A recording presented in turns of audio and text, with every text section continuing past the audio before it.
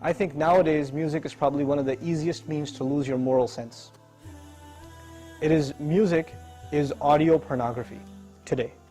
That's what it is.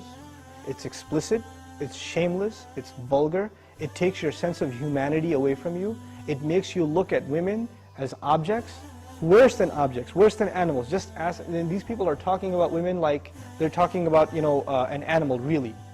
It objectifies women, and especially I've noticed a lot of the brothers that I know of, Muslims, that are really into the hip-hop scene, and they're kind of doing the hifz of the song, right? They're memorizing the song, and they're really good at reciting it with perfect tajweed too, right? And so they do that, and it's just horrible language, horrible, horrific language. The only simple response I have to that, if you have any regard for the Book of Allah, that you really think it's from Allah, بِئْسَ الْإِسْمُ الْفُسُوقُ بَعْدَ الْإِيمَانِ. Even the name, the mention, the word for something bad is terrible once you have faith. Even the mention of something terrible is horrible for you, it's harmful for you after you have faith. You have to have a clean tongue. You have to say what قُلْ لِعِبَادِي يَقُولْ الَّتِي هِيَ أَحْسَنُ.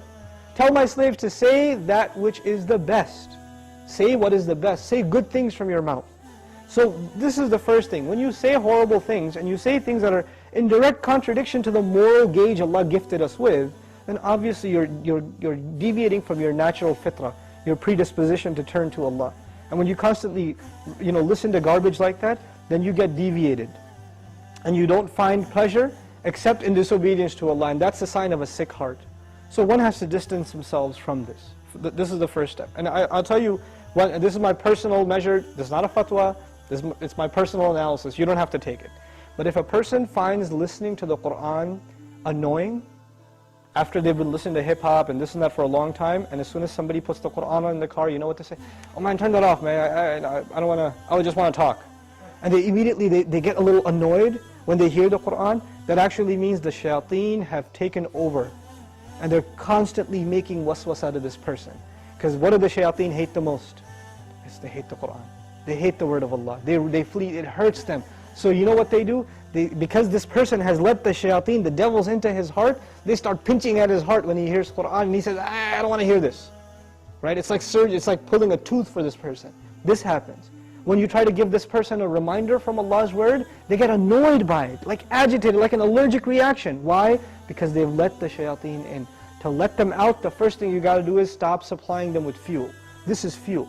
This useless wasting of time, this is fuel for shaitan. They love that you waste your time.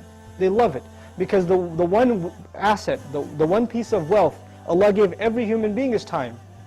And what is music and TV and YouTube and Facebook and MySpace and like Twitter and whatever else?